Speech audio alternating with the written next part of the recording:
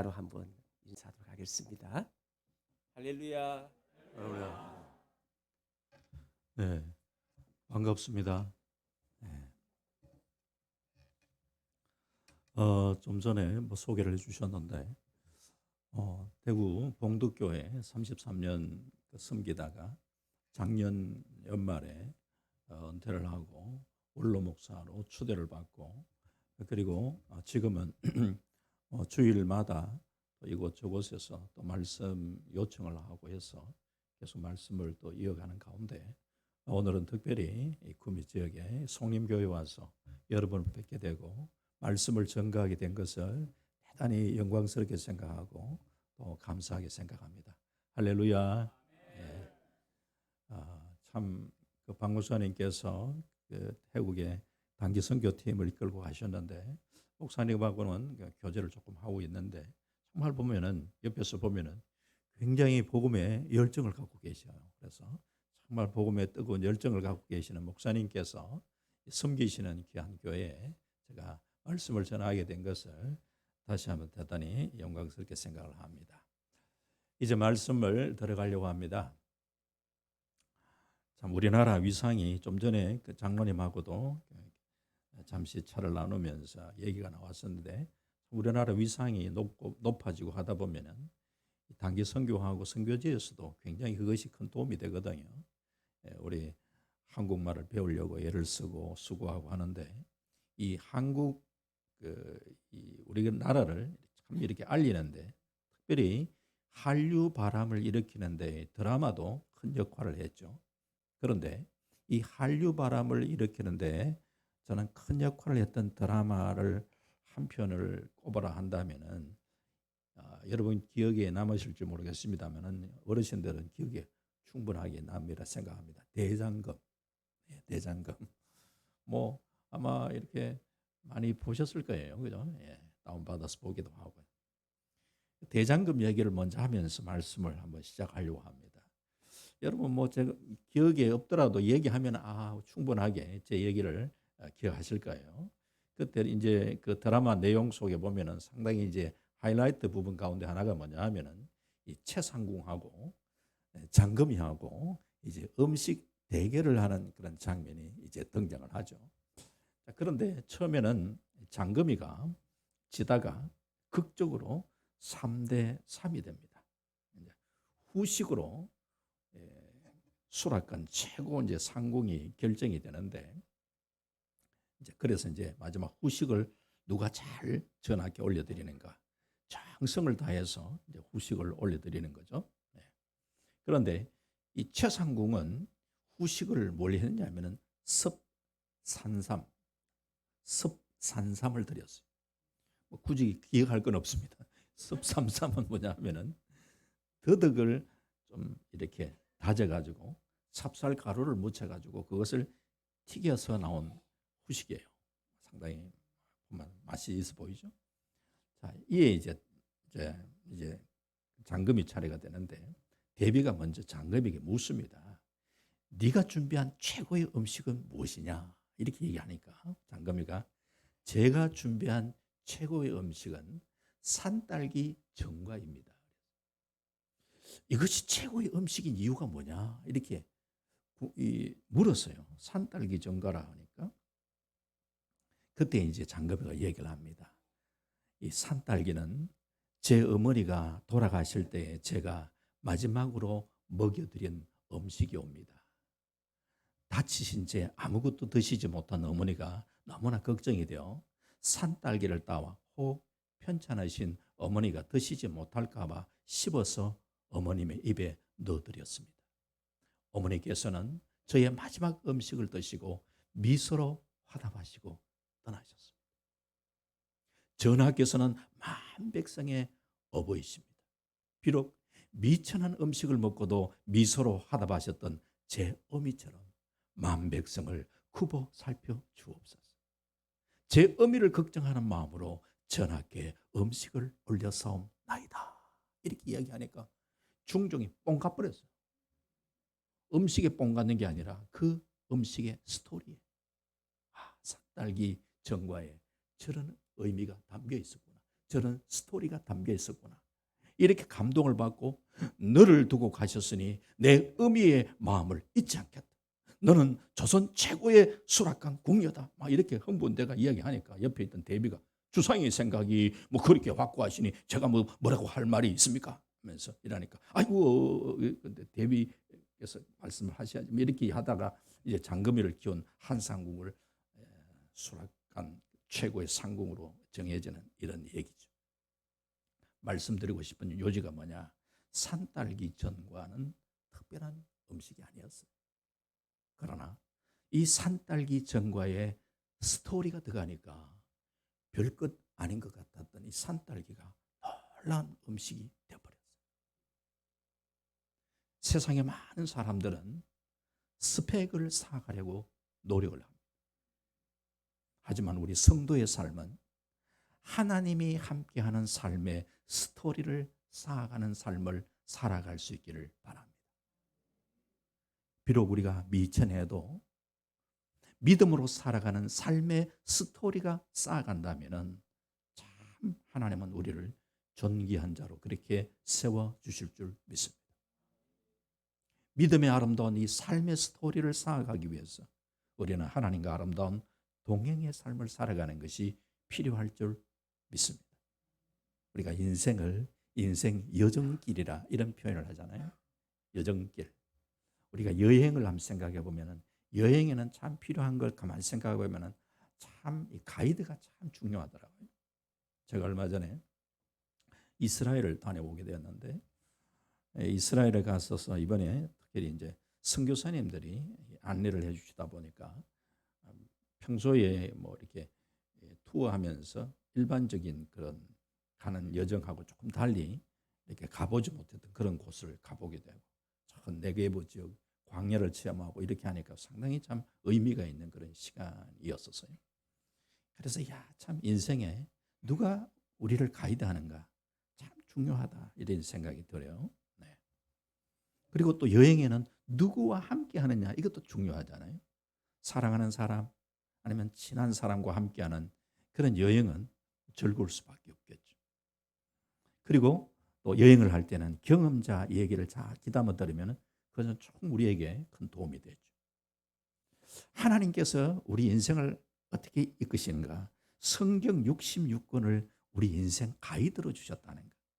그리고 우리를 말씀을 따라서 우리를 이끄신다는 것. 참 우리가 너무 감사하고 하나님이 우리의 삶에 동행해 주신다는 것 너무너무 감사하죠. 그리고 오늘 이 전도서 말씀은요.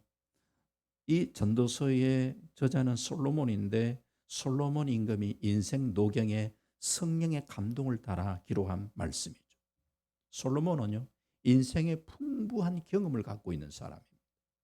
사람이 이 세상에 태어나서 아마 하고 싶은 것 다 해본 사람이 누구냐 하면은 솔로몬 임금. 그래서 그는 인생의 경험이 참 많죠.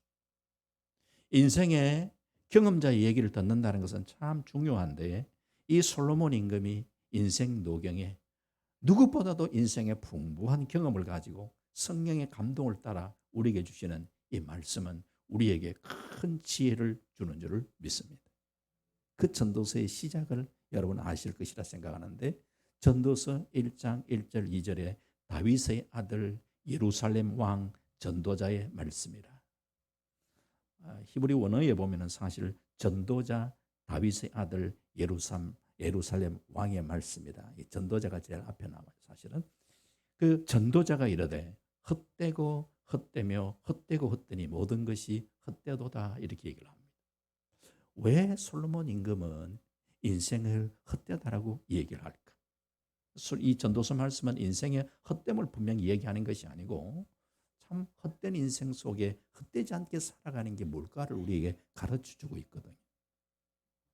이 전도서 말씀에서 인생의 헛됨을 이야기하는 이유는 여러 가지 찾을 수 있습니다만 가장 근본적으로 헛되다고 이야기하는 것은 사실은 인생의 죽음 때문이에요.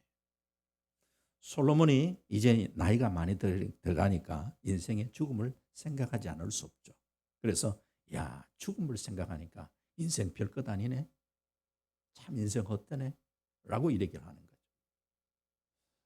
거죠. 이번에 튀르키예 그 지역의 지진으로 많은 참 인명 피해가 나고 지금도 우리 나라에서도 뭐 구조대가 파견되기도 하고 또 선교사님 통해서 메일을 통해가 도와달라는 요청들 많이 하고 뉴스에 나지 않았지만 사실은 그 지역의 사회 같은 선교사님들도 희생이 많이 됐던 것 같아요. 그래서 참 그런 안타까운 사연을 들으면 마음이 막 너무 이렇게 찡해요.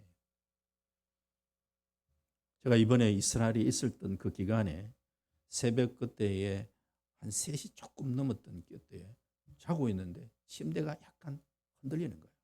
뭐지? 자면서 지진인가? 이렇게 생각을 하는데 조금 있으니까 이 호텔의 화장실 문이 턱컹하면서 열리더라고요. 이상하다. 분명히 지진인 것 같다. 그렇게 심하진 않았지만 분명히 흔들리는 걸 느꼈고 그래서 이제 아침에 일어나가지고 이제 핸드폰에 검색을 해보니까 그 지진이 일어난 지역이 그 1000km 거기에서 이스라엘에서 1000km 정도 떨어진 그런 곳인데도 벌써 이 침대가 흔들리야 굉장했겠구나라는 생각을 하는데 그렇지 않아 보니까 엄청난 큰 지진이 일어난 거죠. 참 인생 정말 아무것도 아니라는 걸 또 한 번 느끼게 되는 거죠. 이어른 교수가 쓴 마지막 수업이라는 책에서도 인간은 예외 없이 죽는다는 지극히 당연하고 평범한 사실을 직시하며 살아야 할 것을 권면하고 있습니다. 죽음을 우리가 생각한다라고 할 때에 하나님이 우리에게 기회를 주셨을 때, 일할 수 있을 때, 생명이 있을 때, 호흡이 있을 때 우리가 최선을 다해 하나님을 바르게 예배하고 하나님을 바르게 섬기며 살아가는 것이 우리 인생 최고의 복인 줄을 믿습니다. 그래서 이 전도서를 마감하는 12장을 시작할 때에 12장 1절에 너는 청년의 때에 너의 창조자를 기억하라. 곧 곤고한 날이 이르기 전에 나는 아무 낙이 없다고 할 해가 가깝기 전에 너의 창조자를 기억하라는 말씀. 아마 어쩌면 솔로몬의 이제 인생 노경에 한 번 더 내가 젊음이 주어졌다면 이렇게 살지는 않았을 텐데 하나님 주신 지혜를 가지고 지혜롭게 살았던 부분도 있지만 참 후회스러운 인생도 많이 있었잖아요. 그러다 보니까 한 번 더 내게 젊음이 주어진다면 참 좀 더 이렇게 후회 없이 살았으면 좋겠다는 이런 어떤 마음들이 담겨져 있는 이런 의미가 아닐까 생각을 해보는데 자 그렇다면 이 헛된 인생 속에 우리가 어떻게 하면 참 지혜롭게 살아갈까를 몇 가지를 살펴보려고 하는데 오늘 본문 중심으로서 그 첫 번째가 뭐냐 하나님이 기쁘게 받으시는 그런 인생을 살아가시기 바랍니다. 오늘 전도서 9장 7절 말씀을 보면 이렇게 얘기를 합니다. 너는 가서 기쁨으로 내 음식물을 먹고 즐거운 마음으로 내 포도주를 마실지어다. 이는 하나님이 내가 하는 일들을 벌써 기쁘게 받으셨음이니라. 여기 보니까 내 음식을 먹고 즐거운 마음으로 포도주를 마시고 하나님이 우리 인생에게 먹고 마시는 즐거움도 큰 즐거움 중에 하나라고 생각합니다. 큰 즐거움이죠. 그런데 단순하게 우리가 먹고 마시는 그 즐거움 속에서만 산다. 그럼 믿지 않는 사람과 별반 차이가 없을 거 아니에요. 그렇다면 더 중요한 것은 사실 오늘 봤던 본문에 있어서의 가서 기쁨으로 음식을 먹고 즐거운 마음으로 포도주를 마실지어다. 그 뒤가 더 핵심이죠. 이는 하나님이 네가 하는 일들을 벌써 기쁘게 받으셨음이니라. 이 말씀 뭐냐 하면은 하나님이 나의 삶을 기쁘게 받으신다라는 이 확신 속에 그것이 우리에게 기쁨이 있고 그래서 그 기쁨과 즐거움 속에 먹는 게 즐거움이 되어야 된다는 거예요. 하나님이 나의 하나님을 기쁘게 받으신다라는 그런 삶을 우리가 살기를 원한다면은 하나님을 사실은 의식하며 살아야. 이게 사실은 말처럼 쉬운 건 아니에요. 다 우리가 하나님 의식하며 살아가는 거지만 실제로 보면 우리의 삶을 돌아보면 그렇지 않은 경우가 참 많아요. 세상적으로 모든 것을 갖추었던 모세, 나이 40이 되었을 때에 민족 구한답시고 했던 모습을 보면은요. 출애굽기 2장 12절 제가 읽어드리면 아마 분명 기억이 날 거예요. 좌우를 살펴 사람이 없음을 보고 그 애굽 사람을 쳐 죽여 모래 속에 감추니라. 좌우를 살펴 사람이 없음을 보고. 모세의 실패 원인이 뭘까? 하나님을 의식하는 삶이 아니라 사람을 바라보는 거죠. 사람을 의식하며 살아요. 그러다가 나이 80이 되어 떨기나무 불꽃 가운데서 자신을 부르신 하나님을 제대로 경험을 하게 되죠. 그러니까 하나님을 제대로 우리가 의식하며 살아간다는 것은 하나님의 살아계심을 정말 경험적으로, 다시 말하면 그 은혜를 한번 체험을 하고 살아갈 때에 제대로 하나님을 의식하게 됩니다. 저는 대학 2학년 때 예수님을 인격적으로 만나고 참 성령의 막 기름 부으심의 그 은혜가 막 심령에 넘쳐나요. 그럴 때에 너무 감사와 기쁨이 있었지만, 그러나 제게 찾아왔던 것은 기쁨만이 아니에요. 두려움이 찾아오더라고요. 은혜를 받고 나니까 하나님이 지금까지 나의 일거수일투족을 막 눈동자같이 막 살펴보고 계셨던 것 같은 그런 느낌이 들면서 앞으로 내가 그 하나님의 면전 앞에 어떻게 살아야 할까 두려움이 찾아오더라고요. 하나님을 의식하는, 그냥 막연하게 그 인식적으로 뭐 하나님 살아계시지라는 것과 정말 내가 살아계신 하나님을 인격적으로 경험하면서 그 하나님의 면전 앞에 내가 어떻게 살아갈까라는 그런 마음을 가지는 것은 다르죠. 오늘 신앙생활은요, 사람을 의식하는 게 아니고 하나님을 바라보며 살아요. 저희 교회, 제가 섬겼던 봉독교, 지금은 이제 이사 가셔서 안 계시기 때문에 제가 이런 말씀을 드릴 수가 있는데, 그게 과거에 교회 꽃꽂이를 하시는 집사님이 계셨어요. 그런데 꽃꽂이를 하는 데는 보니까 도와줄 사람이 참 필요한데 이 집사님이 하시는데 도와주시는 분이 없는 거예요.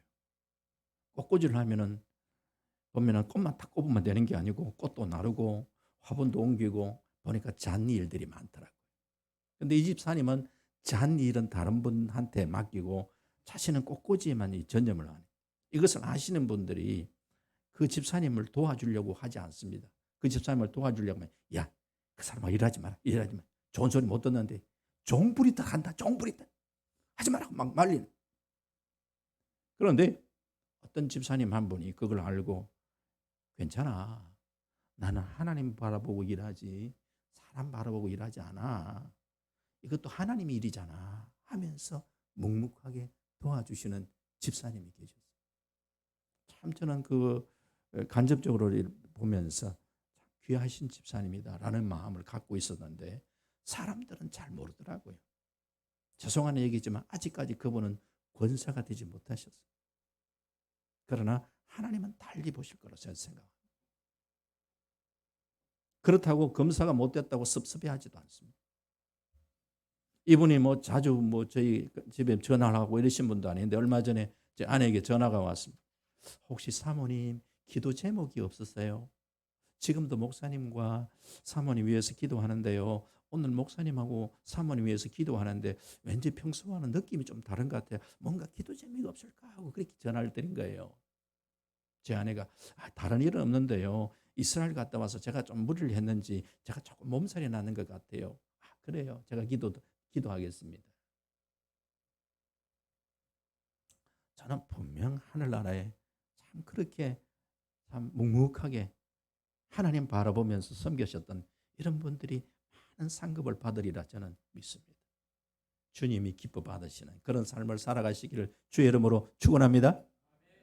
두 번째는 뭐냐? 가정에서 행복을 누리며 살아가시기를 바랍니다. 오늘 전도서 9장 9절 말씀은 이렇게 얘기를 합니다. 전도서 9장 9절에 내 헛된 평생의 모든 날, 곧 하나님이 헤아려서 내게 주신 모든 헛된 날에 내가 사랑하는 아내와 함께 즐겁게 살지어다. 그것이 내가 평생에 헤아려서 수고하고 얻은 내 몫이니라.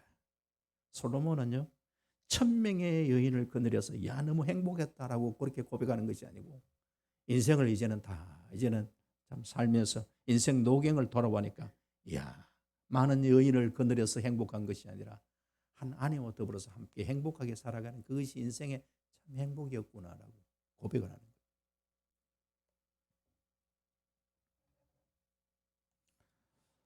사랑하는 아내와 함께 즐겁게 살할지어다. 어떻습니까? 여러분의 한번 자신의 모습들을 한번 돌아보고. 교회 안에도 이런 분이 계십니다. 다른 사람에게 너무 잘하며 사는데 자기 부인에게는 그렇게 하지 못하고 자기 가족들에게는 그렇게 하지 못하는 분이 혹 계시는 것 같습니다. 사람들은 이런 말을 합니다. 저렇게 잘해주시는 남편분과 같이 사니까 얼마나 좋으세요. 그렇게 이야기하면 한번 살아봐라. 그런가? 다른 사람한테만 잘해주는 사람이 있어요. 가정이 참 중요합니다.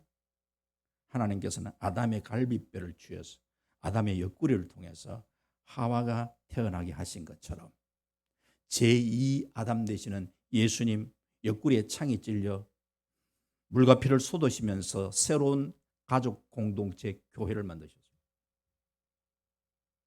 그래서 가정은 교회의 축소판입니다. 하나님께서는 아담 하와를 지으시고 가정을 만드셨고 신약의 에베소서 말씀에는 이 가정을 통해서 구원이 무엇인지 그리스도께서 우리를 어떻게 사랑하셨는지 가정을 통해서 우리에게 교훈하시는 그런 부분들이 있습니다. 목회 서신으로 알려진 디모데 전서 말씀에 지도자에게 요구하는 것, 그 중에 대표적인 게 뭐냐? 디모데 전서 3장 2절에 그러므로 감독은 책망할 것이 없으며 한 아내의 남편이 되며 디모데전서 3장 4절에 자기 집을 잘 다스려 자녀들로 모든 공손함으로 복종하게 하는 자라야 할지며 가정을 잘 다스릴 것에 대한 얘기를 지도자에게 요구를 하고 있다는 것 잘 기억하십시오. 어떤 분은요, 자녀와 같이 이제 차를 타고 운전해 가지고 교회에 올 때까지, 교회 입구에 도착할 때까지 밝게 연락에 싸우다가 이제 막 내리면서 성도님을 만나면서 할렐루야 교회 모드로 바꿔지는 분도 계시다고 하더라고요. 그러면 헷갈리는 사람이 누구냐? 자녀들이 헷갈리는 거예요. 갑자기 돌변하는 부모님의 모습을 교회에 가까워지면서 이제 교회 모드로 바꿔지는 그 부모님의 모습을 보면서 자녀들이 마음에 어려워져요. 그래서 물론 신앙생활을 하면서 목사님께 인정을 받고 하는 거 중요하지만 저는 가정의 가족 식구들로부터 신앙의 인정을 받는 사람이 더 진짜라고 저는 생각합니다. 한꺼풀 벗겨진 나의 모습을 보면서 참 진정한 신앙이라고 인정할 수 있는 식구들이 그렇게 인정한다면 저는 진짜 신앙인의 모습이라고 생각을 합니다. 저는 개인적으로 이 개인 생각입니다. 목사가 이제 설교를 할 때에 그 목사의 설교를 사모가 듣고 은혜를 받는다면 진짜 훌륭한 목사라고 저는 생각을 합니다. 왜? 너무나 가정의 남편을 너무나 잘 알기 때문에. 그런데 남편 되는 목사님이 강단에서 막 설교를 하고 성도님들은 은혜 받는데 사모가 속으로 말은 잘한다. 그러고 있다면은 목사님 한번 돌아봐야 돼요.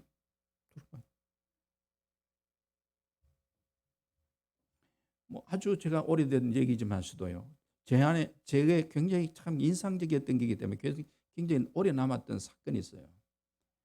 요즘 뭐 코로나 때문에 대신방하고 이런 게 쉽지는 않지만 초창기에는 대신방을 그렇게 부임해가 신방을 매마다 계속 했잖아요. 대신방하면 뭐 이렇게 성도들 많은 가정을 살펴다 보면 하루에 10가정 이상씩 가정 대신방을 하면요 굉장히 피곤해요. 그래서 한 번은 좀 일찍 제가 좀 쉴 겸해서 좀 누웠어요. 저녁에 일찍 좀 이렇게 누워 있는데 일단 피곤해서 누워 있는데 이제 거실에서 아내와 두 딸이 애들이 초등학교 아주 어릴 때니까 두 딸이 이 찬송을 부르며 가정 예배를 드리는 소리가 찬송 소리가 들리는 거예요. 제가 침대에 누워 있다가 갈등이 생기는 거예요. 아직까지 제가 잠드는 상황이 아니기 때문에 다시 일어나서 저 예배에 참여를 해야 되나? 아니면 그냥 뭐 들은 척하고 그냥 계속해서 자야 되냐? 이런 갈등 속에 있다가 아직까지 내가 그래도 깨어 있는데 하면서 그냥 옷 하나 새로 걸치고 그러면서 이제 예배 드리는 자리에 같이 앉아 함께 예배 드리자라고 이야기했을 때에 그때에 제 딸이 얘기했던 얘기가 지금도 제가 기억이 나는 게 뭐냐 하면은 그때 그 어린 딸이 하는 얘기가 이제 보니까 진짜 목사 같다. 제가 얼마나 충격을 받았는지 몰라요. 이제 보니까 진짜 목사 같다. 만약에 그때 내가 그냥 뭐 좀 피곤하다고 계속해서 있었으면 뭐라고 얘기했을까 싶은 생각이 들기도 하고. 그래서 그냥 이렇게 썩 내뱉은 얘기지만서도 참 우리가 가정에서 어떤 삶을 살아야 될 것인가를 한번 생각하게 하는 것이죠. 에베소서에 보면 에베소서 5장 18절에 술 취하지 말라. 이는 방탕한 것이니 오직 성령으로 충만함을 받아라. 성령 충만에 대한 얘기를 할 때 이어서 하는 에베소서 5장 22절에 아내들이여 자기 남편에게 복종하기를 주께 하듯하라. 에베소서 5장 25절에 남편들아 아내 사랑하기를 그리스도께서 교회를 사랑하시고 그 교회를 위하여 자신을 주신 같이 하라. 성령 충만의 열매가 나타나야 되는 곳이 어디인가를 이야기하는데 바로 그것을 가정이라고 이야기합니다. 아내들아, 남편들아, 이 성령 충만은 뭘까? 성령 충만은 내가 죽고 내 안에 그리스도가 사는 거죠. 우리가 능력 있는 삶을 살기를 원하신다면요, 내가 죽고 내 안에 그리스도가 사는 그 삶을 실천하는 이게 능력 있는 삶이거든요. 우리가 부부간에 참 우리가 살아가는데 저는 세계 평화를 위해서 부부싸움하는 사람 아무도 못 봤어요. 별것 아닌 것과 싸우고, 어떤 가정에서는 보니까 그것도 장로님 가정인데 치약 가지고 싸웠다 하더라고요. 치약 짜는 것 때문에. 남편은 자수성가해가지고 어렵게 그래가지고 그래도 굉장히 성공을 하신 분인데, 그래도 어릴 때부터 이렇게 아끼는 게 습관이 돼가 치약을 짜는데 밑에서부터 딱 이렇게 말아가 조금씩 이렇게 짜야 되는데, 아내 되시는 분은 보니까 조금 부유한 가정에 살다 보니까 그런 게 신경 안 쓰고 가운데 꽉 짜는 거예요. 항상 티끌티끌 하는 거는 왜 그 치약을 밑에서부터 이렇게 조금씩 좀 짜 올라야 되죠.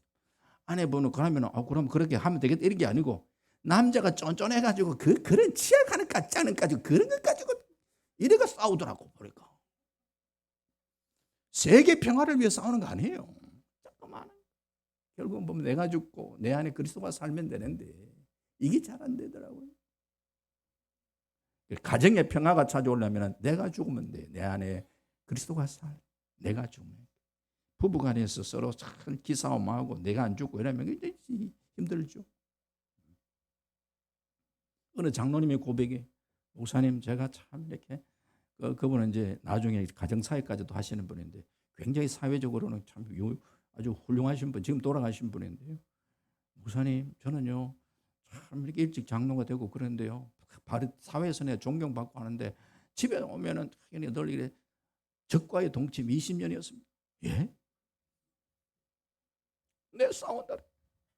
나중에 자기가 제대로 이제 은혜를 받고 나니까 목사님 제가 문제가 있던 거 알았어요. 제가 죽지 못했어요. 제가 죽고 나니까 가정에 평화가 찾아왔어요. 그러면서 그분이 이제 가정사역으로 이렇게 많이 쓰임을 받으시더라고요. 우리가 부부간에 뭐 그냥 내가 죽으면 되는데 그게 잘 안 죽으면 사람이요, 하나님은 자식 동의가 자기를 죽게 할 때가 많아요. 자식 이기는 부부 잘 없잖아요. 부부가 하나님께서 나를 이렇게 낮추고 나를 내려놓게 하실 때 빨리 순종하는 게 좋아요. 가정의 행복을 위해서. 하나님이 허락하시는 가정 속에 가정을 잘 다스리고 행복을 누리는 복된 삶을 사시길 주 이름으로 축원합니다. 마지막 세 번째가 뭐냐? 최선을 다하는 인생을 살아가시기 바랍니다. 오늘 그 전도서 9장 10절 말씀. 전도서 9장 10절에 같이 한번 볼까요? 시작. 내 손이 일을 얻는 대로 힘을 다하여 할지어다. 네가 장차 들어갈 서울에는 일도 없고 계획도 없고 지식도 없고 지혜도 없음이니라. 내 손이 일을 얻는 대로 힘을 다해라. 네가 장차 들어간 서울이란 말, 성경에 서울이 많이 나오는데 그 서울에 대한 해석을 구차하게 하지 않다 하더라도 이 부분에 많은 부분에 무덤으로 그렇게 번역되면 쉽게 이해될 수 있는 부분들이 상당히 더 많아요. 이 오늘 본문도 차라리 무덤이라 이래 하면 더 쉽게 우리에게 왔습니다. 그러면은 내 손에 일을 얻는 대로 힘을 다해야 할지어다. 장차 들어갈 무덤에는 일도 없고 계획도 없고 지식도 없고 지혜도 없습니다. 와닿잖아요. 무덤에 가가 일을 뭐 하겠냐. 그러니까 무덤에 들어가기 전에 네가 지금 현재 일을 할 수 있을 때에, 기회가 주어졌을 때, 생명이 있을 때 네가 최선을 다하는 그런 삶을 살아라. 최선을 다하는. 우리가 최선을 다하는 열정도 중요한데 그 열정과 더불어서 중요하게 생각하는 것이 방향이죠. 방향이 잘못되고 열정을 쏟아버리면 그것도 좀 문제가 생길 수 있으니까 우리가 최선을 다하되, 로마서 12장 2절에 너희는 이 세대를 본받지 말고 오직 마음을 새롭게 함으로 변화를 받아 하나님의 선하시고 기뻐하시고 온전한 뜻이 무엇인지 분별하도록 하라. 분별하도록 하라.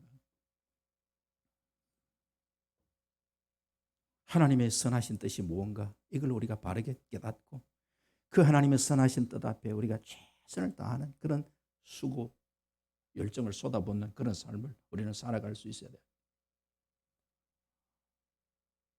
저희 교회에 또 얘기를 해서 합니다만 우리 한 번은 이제 연말 되면은 각 부서 이제 임명을 하잖아요. 이제 새가족부에 제가 어느 집사님 장립 집사님을 새가족부 부장으로 임명을 했는데 임명을 하고 나니까 그분 나중에 이제 장로님 되시고 벌써 돌아가신 분이에요. 제 찾아왔어요. 새가족으로 임명을 했는데 목사님 제가 목사님께 말씀을 드릴 게 있습니다. 예, 뭔데요? 목사님 제가 장립 집사 서열로 상당히 제가 고참이거든요. 근데 왜 목사님 저를 이번에 직분을 맡기시는데 왜 저를 한직에다 보냈습니까? 하더라고. 그래서 저는 그제서야 교회 안에도 한직이 있구나. 근데 제가 처음 알아서 한직요? 아이고 장로님 그게 무슨 한직이란 말씀이에요. 저는 그때는 집사님이니까 집사님 저는 집사님이 참 나름대로 재능이 있고 이 부서에 최적합하다고 저는 생각을 해서 사실은 그렇게 강한 것이지 다른 생각 아무것도 없었습니다. 그렇습니까? 목사님 생각이 그러셨다면 아이고 제가 고쳐먹겠습니다 하면서 그분이 아주 이렇게 애를 쓰시고 수고를 하시죠. 내가 무엇을 맡든지 간에 어떤 이제 연말 되면 아이고 하기 싫다 뭐 이제는 그만하련다 그만할 때 사정이 생겨 그만할 수도 있겠지만 그만할 때 그만하더라도 이걸 하다가 죽을 사람처럼 모든 걸 걸고 할 때는 최선을 다해서 우리가 수고하고 애쓸 때에 놀라운 열매와 결실이 있으리라 생각을 합니다. 작은 것 하나에서부터 우리가 애를 쓰고 수고하고 헌신하는 것 참 중요합니다. 한 가지 얘기를 하고 이제 말씀을 참 정리를 해볼까 합니다. 저는 목회하면서 참 제 여러 가지 얘기를 나눌 부분들이 있지만 이렇게 조금 한 교회에서 오래 하다 보니까 이제는 연합회 일도 하고 그렇게 하다 보니까 연합회 일도 좀 섬기게 되고 하다 보니까 한 번은 이런 일이 있어서 그것도 좀 시간이 좀 되는 얘기죠. 연합을 해서 이제 한 집회가 있었어요. 그런데 제가 이제 합동측에 이렇게 목소로 해가지고 그 연합회 집회에서 예배를 드리는데 그때에 제 순서가 하나 이제 미리 집회하기 전에 인쇄물로 해가지고 저한테 이렇게 보내왔더라고요. 목사님은 이번 연합회 집회에 이 집회 시간에 순서가 뭐냐 보니까 성경 봉독이에요. 여러분 예배 중에서요 제일 사실 마음 편하게 할 수 있는 게 성경 봉독 아닐까요? 그런데 성경 봉독도 제가 이렇게 안내문을 또 보니까 아마 그때 요한복음 15장 5절인가 한 절이에요. 한 절. 그러니까 보는 순간에 부담이 없이 그때 마치고 시간 돼가 가서 내 순서 맡으면 되겠구나 이렇게 생각을 하고 그냥 잊어버리고 있다가 그리고 난 다음에 이제 날짜가 돼가 순서가 되고 제일교회에 갔잖아요. 제일교회 제법 이제 또 큰 교회잖아요. 통합적 교회. 거기서 이제 순서자들 모여가지고 같이 이제 기도하고 올라가는. 그래서 이제 순서자들이 쭉 모여가지고 기도하고 올라가는. 그 담임 목사가 그래도 연합 집회에 간다 하면 또 광고도 나가죠. 그러면은 또 목사님 담임 목사님 집회 가는데 따라오시는 또 성도님들도 계시잖아요. 그러니까 우리 교회 성도님들도 또 이렇게 뒤에 이렇게 계시고 하는 그런 상황에 이제 강단에 올라왔어요. 이제 올라와서 이제 사회하시는 목사님이 이제 쭉 사회를 하시고 그리고 난 다음에 이제 성경 봉독 순서가 되어서 오늘 성경 봉독은 봉독교회 박성수 목사님께서 성경 봉독해 주시겠습니다 라고 하셔야 되는데 이 사회 보시는 분이 깜빡 잊고 자기가 홀딱 읽어보낸 거라. 이 성경 구절이 좀 길었으면 목사님 제 순서입니다. 그러면 그래요 하면서 바꿀 수 있는 그런 시간적인 여력도 있었는데 한 절밖에 안 되니까 홀딱 그냥 끝나버린 거야. 벌써 한 절 끝나버려. 그러니까 제가 뒤에 딱 보니까 성도님들이요, 우리 담임 목사님 순서인데 싶어가지고 막 고개를 이렇게 빼가 보더라고. 막 이래 우리 목사님 뭐 하는 것이 막 이래 보는. 그때부터 제가요 고민이 생겼어요. 야, 내가 계속 앉아 있어야 되나 내려가야 되냐. 내려가지 않으니까 저 사람 뭐 하려고 올라갔다가 그 내려오는 식으로. 그냥 앉아 있으니까 좀 뭐 그냥 또 멋졌고 뭐 어떻게 해야 되나 싶은 그런 생각이 막 들고 있는 그 순간에 제 마음 속에 어떤 마음이 드는가 하면 네가 이 귀한 연합 집회에 순서를 맡아서 얼마나 준비하며 여기에 섰니? 그런 마음이 딱 드는데요. 얼마나 제가 하나님 앞에 죄송스럽고 하나님 그렇습니다. 제가 준비 없이 섰습니다. 주님 용서해 주십시오 하면서요. 제가 뒤에서 혼자 붕했어요.